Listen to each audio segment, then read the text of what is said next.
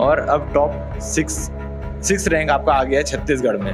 कैसा लग रहा है और क्या कहना चाहेंगे कोचिंग के लिए? मेरी तो आगे मतलब मेरे को आगे बनना है, पीएससी का तैयारी कर रही हूँ मैं, डिप्टी कलेक्टर बनना है मेरे को, और मेरी तैयारी चालू हो चुकी है। लेकिन अचानक से टॉप 10 में शामिल हो जाना, परिवार वालों का क्या रिएक्शन था? घर में लोगों ने क्या कहा? और आसपास दोस्तों के फोन आ रहे होंगे कल से आपको। जी, और अभी पापा का भी बहुत मेहनत है इसके लिए, वो भी बहुत सपोर्ट करते हैं। मतलब ये नहीं है कि वो पैसे की कमी है तो पैसा देखे, ऐसा नहीं है। बाकी सब पेरेंट्स तो बहुत खुश है, मम्मी है नहीं, उनका ही सपना था, उनका ही ड्रीम था कि मैं मेरिट में आऊँ। मुझे ऐसा लगता था कि महिमा मेरिट के लिए बनी ही है। मैं शुरू से देखता था महिमा, अच्छा मेहनत था उनका। तो और उस टाइम पे जब परसेंट देखा तो एकदम फ्रस्ट्रेशन लगा, इरिटेशन लगा कि इतना मार्क्स आ ही नहीं सकता है। 94% देख के इरिटेशन, हम लोग तो 2 बार पास हो जाते इतने में। घर चलाना भी बहुत मुश्किल होता है, और कोचिंग वगैरह तो सर ने हम लोग का फीस वगैरह भी एकदम माफ़ कर दिया था मेरा। मैंने इनको एक वादा भी किया था कि आपको जिप्सी में बैठा करके पूरे एरिया में आपको घुमवाऊंगा करके। नमस्कार, मैं संजय, भिलाई टाइम्स देखना शुरू कर चुके हैं आप। एक कहावत है कि राजा का बेटा ही राजा बनेगा। इस कहावत को सुपर 30 पिक्चर में आपने सुना भी होगा। आनंद सर ने इस कहावत को झुठलाया कि ज़रूरी नहीं कि राजा का बेटा ही राजा बने, जो मेहनत करेगा वो राजा ज़रूर बनेगा। और आजकल अधिकतर देखा गया है कि जो मिडिल क्लास फैमिली के स्टूडेंट्स होते हैं वो अपनी मेहनत से पूरे देश दुनिया भर में परचम लहरा रहे हैं। इस वक्त हम मौजूद हैं आर्चीप्रेन्योर एकेडमी में। यहाँ की एक स्टूडेंट ने छत्तीसगढ़ में 6वां स्थान प्राप्त किया, 6th रैंक। आप सोच रहे होंगे कि अभी इतना लेट रैंक कैसे पता चला, या मैं अभी आपको ये कहानी क्यों बता रहा हूँ, क्योंकि जब इन रिजल्ट आया 12th का तो परसेंटेज कुछ कम थे, 94.7 या 6% ऐसी कुछ थे। बट रीचेकिंग में डाला गया, और रीचेकिंग जैसा उनको खुद पे भरोसा था, खुद पे भरोसा होने के कारण रीचेकिंग में डाले। रीचेकिंग में डालने से 8 नंबर की वृद्धि हुई, और 8 नंबर के साथ साथ रैंक में इतना ज़्यादा इजाफा हुआ कि टॉप 10 रैंक में शामिल हो गई। हमारे साथ मौजूद है महिमा साहू जी, इनसे बातचीत करेंगे, इनकी सफलता की कहानी जानेंगे और इनके पीछे की, इनके पारिवारिक कहानी, सारी कहानियों को जानने का प्रयास करेंगे। सबसे पहले तो कॉन्ग्रेचुलेशन, आपको 6th रैंक टॉप 10 में आप शामिल हो चुकी हैं। Thank you. कैसे लगा आपको? सबसे पहले तो ये कि रिजल्ट आ चुका था और बहुत लोग इस रिजल्ट को एक्सेप्ट करके बैठ चुके थे। आपको ऐसा क्यों लगा कि नहीं, इस रिजल्ट से मैं संतुष्ट नहीं हूँ? मैं जिस हिसाब से मेहनत की थी और मेरे कोचिंग वालों ने जिस हिसाब से गाइडेंस किया था मेरे को, तो मेरे को ऐसा लगा कि ये मार्क्स मेरे लिए कम है, मेरे को इससे और ज़्यादा मिलना चाहिए। तो सर वगैरह ने मोटिवेट किया कि एक बार रीचेकिंग में डाल के देखो, उसमें आ जाए। तो और उस टाइम पे जब परसेंट देखा तो एकदम फ्रस्ट्रेशन लगा, इरिटेशन लगा कि इतना मार्क्स आ ही नहीं सकता है। 94% देख के इरिटेशन, हम लोग तो 2 बार पास हो जाते इतने में। नहीं, तो जैसे हम लोग ने मेहनत किया था, हमारे टीचर्स ने मेहनत किया था, सर ने मेहनत किया था, राकेश सर, संतोष सर, तो उसके अकॉर्डिंग मेरे को ये बहुत कम लगा, क्योंकि मेरिट का सपना था। स्टार्टिंग से ही सब मेरिट का सपना देख रहे हैं और उसको पूरा करने के लिए वैसे मेहनत भी की है। फिर लास्ट में ऐसा देखे कि 94.6%, मेरिट का नामो निशान नहीं। तो फिर वो चीज़ लगा कि नहीं, इससे आगे भी करना चाहिए और रिवल्यूशन में डालना चाहिए इसको। डालने के बाद 8 नंबर शायद आपके बढ़े हैं, और अब टॉप 6 रैंक आपका आ गया है छत्तीसगढ़ में। कैसा लग रहा है और क्या कहना चाहेंगे कोचिंग के लिए? अभी तो खुशी बहुत हुई है, और हमारे सर वगैरह को भी खुशी हुई, संतोष सर, राकेश सर, इनको भी बहुत खुशी हुई है। शायद मेरे से ज़्यादा इनको ही खुशी हो, इनकी भी मेहनत बहुत ज़्यादा है, बहुत एफर्ट किए इन लोग ने मेरे लिए। खुशी तो है, तभी आज सभी बच्चों को छुट्टी मिल चुकी है क्लासेस से। तो परिवार में क्या माहौल था? क्योंकि रिजल्ट आने के बाद सब एक्सेप्ट कर लेते हैं कि चलो ठीक है, इस बार मेहनत कम हुई होगी या जो भी रीज़न रहा होगा, इतना परसेंट आया सफिशिएंट है हमारे लिए। लेकिन अचानक से टॉप 10 में शामिल हो जाना, परिवार वालों का क्या रिएक्शन था? घर में लोगों ने क्या कहा? और आसपास दोस्तों के फोन आ रहे होंगे कल से आपको। जी, मेरे को बहुत सारे कॉन्ग्रेचुलेशंस विशेस आए। बाकी सब पेरेंट्स तो बहुत खुश है, मम्मी है नहीं, उनका ही सपना था, उनका ही ड्रीम था कि मैं मेरिट में आऊँ, कभी ना कभी मेरिट में आऊँ। 10th में ट्राई किया, लेकिन कोविड आ गया, कोविड की वजह से मेरिट नहीं आ पाया। लेकिन 12th में उनका ही सपना था कि मेरिट आए, लेकिन 11th में वो एक्सपायर कर गई। और पापा भी एक ड्राइवर है, उनका ज़्यादा 10,000 ही ज़्यादा सैलरी, उससे ज़्यादा नहीं है। घर चलाना भी बहुत मुश्किल होता है, और कोचिंग वगैरह तो सर ने हम लोग का फ़ीस वगैरह भी एकदम माफ़ कर दिया था मेरा, कंडीशन जान के फैमिली वगैरह का। और पापा वगैरह तो बहुत खुश है, फ्रेंड्स वगैरह भी खुश है। और जैसे कि आपने बताया कि आपकी मम्मी 11th में एक्सपायर कर गई थी, ऐसे सिचुएशन में पढ़ाई करना और अपने आप को स्ट्रॉन्ग रखना कि हाँ नहीं, मैं ये करूँगी और इस गोल को अचीव करूँगी, कितना मुश्किल हुआ? क्योंकि बहुत से लोग इस कंडीशन में ड्रॉबैक कर जाते हैं, पीछे हट जाते हैं।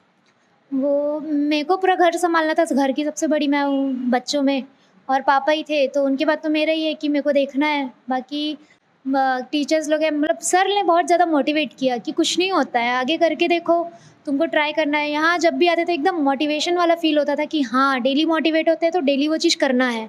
अगर जहाँ हम लोग एकदम डिमोरलाइज्ड होते थे तो सर हेल्प करते थे कि नहीं करो, ट्राई करो, हो जाता है सब। और क्या बोलते हैं, घर में बहन भी है, उन्होंने बहुत हेल्प किया, वो भी मतलब कोई सिचुएशन को अगर समझी। घर में बहुत सारे काम वगैरह रहते थे, लेकिन उसको भी ज़रूरी है कि मैरिड भी आना भी ज़रूरी था, तो उसको छोड़ के मैंने इसमें ज़्यादा फोकस किया। उसको जैसा कि करके आपने बताया कि एक मिडिल क्लास से बिलोंग करती हैं आप, तो घर में कौन कौन है, क्या फैमिली का माहौल कैसा है, क्या कुछ? घर में एक भाई है, एक बहन है और पापा आप तो है। छोटे हैं। हाँ, दोनों छोटे हैं मेरे से। और पापा है, पापा की कंडीशन इतनी अच्छी, इकोनॉमिक कंडीशन हम लोग की फैमिली की इतनी अच्छी नहीं है। बस ऐसा है कि हम लोग को जितनी नीड है वही पूरी हो पा रही है।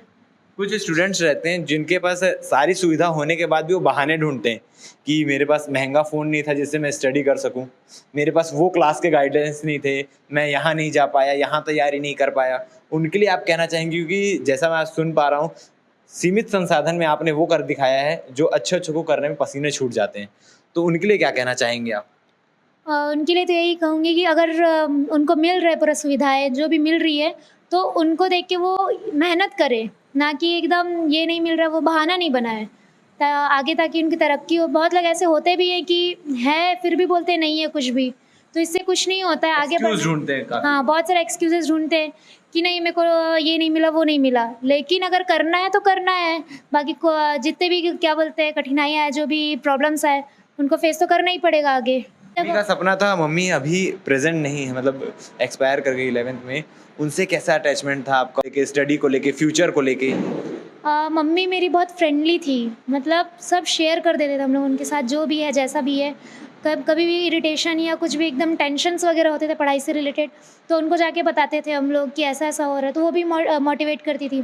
इवन उनका ये सपना था कि हम लोग, जैसे मेरी पढ़ाई थी, मेरे पढ़ाई के अकॉर्डिंग उनका ये सपना था कि मैं मेरिट में आऊँ। और हमारे फैमिली में आज तक ऐसा कोई था नहीं कि मम्मी का कोई नाम हो मतलब बहन भाई है स्पोर्ट्स में है, लेकिन उनको ये चाहिए था कि कोई स्टडी में भी आगे हो, तो फिर उनका सपना मेरे को पूरा करना था, तो बस मेहनत की उसके लिए। आपके स्कूल का, आपके कोचिंग का कितना सपोर्ट रहा है इस मुकाम को हासिल करने में? कोचिंग का तो बहुत ज़्यादा ही सपोर्ट रहा है। एक्चुअली मैं सुबह आती थी, ऐसा तो नहीं है कोचिंग में बैठे हैं इसलिए वहाँ की तारीफ हो रही है? ऐसा नहीं है, मैं कोचिंग में ही बैठ के पूरा पढ़ाई की हूँ। मैं सुबह 6 बजे से आती थी, रात के 8 बजे जाती थी, पूरी पढ़ाई मैं यही करती थी।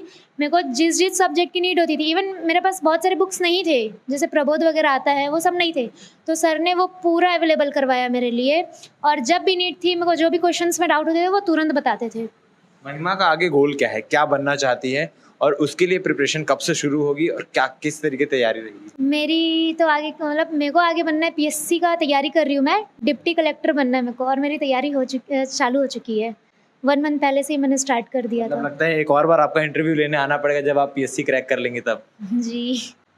सारी तैयारियां ऑलमोस्ट, मतलब फ्यूचर पहले से ही प्लान्ड है।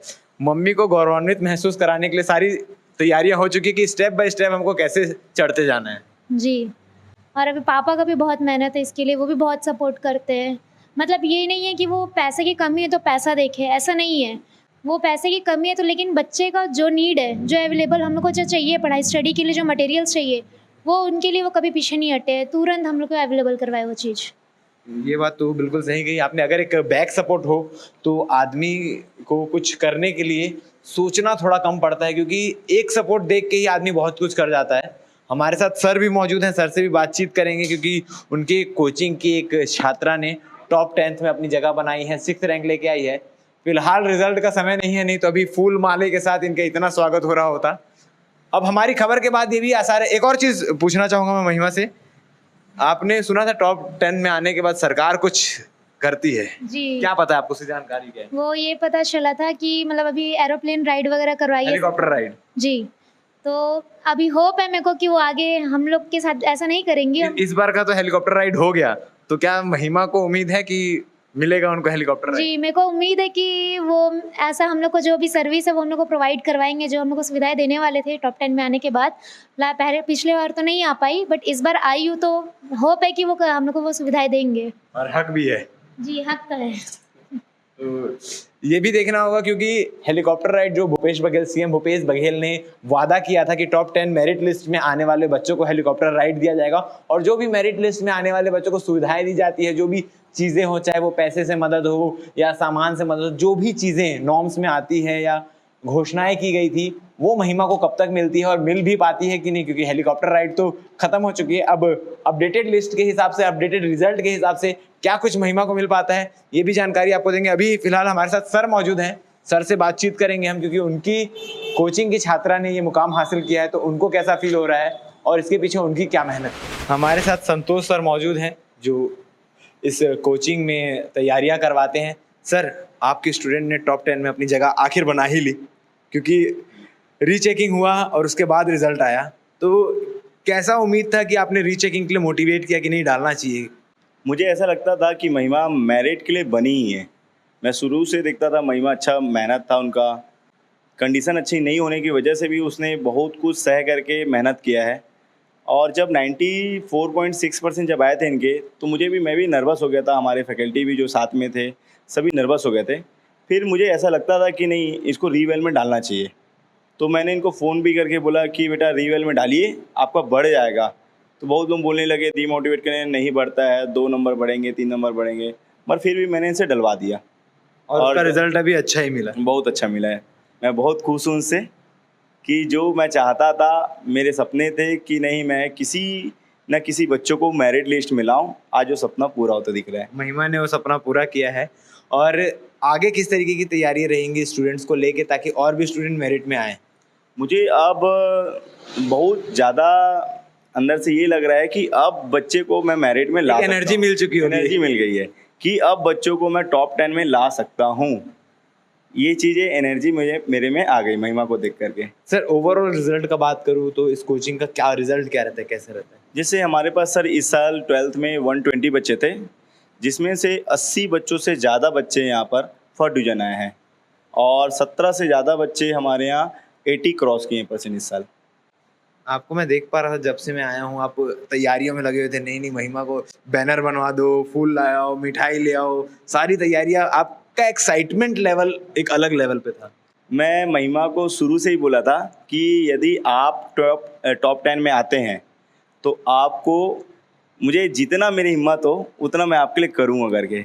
मैंने इनको एक वादा भी किया था कि आपको जिप्सी में बैठा करके पूरे एरिया में आपको घुमवाऊंगा करके। एक जिप्सी रैली निकलने वाली है, मतलब बिल्कुल बिल्कुल। मैं इसके लिए बहुत कल रात से पर घूम ही रहा हूँ, जिप्सी के लिए खोज कर ही रहा हूँ। मुझे फाइनली नहीं, फाइनली तो नहीं मिल रही थी। कल रात को मेरे एक फ्रेंड है, तो उन्होंने बोला कि आपको दिलवा देंगे, 1-2 दिन वेट करिए बस करके।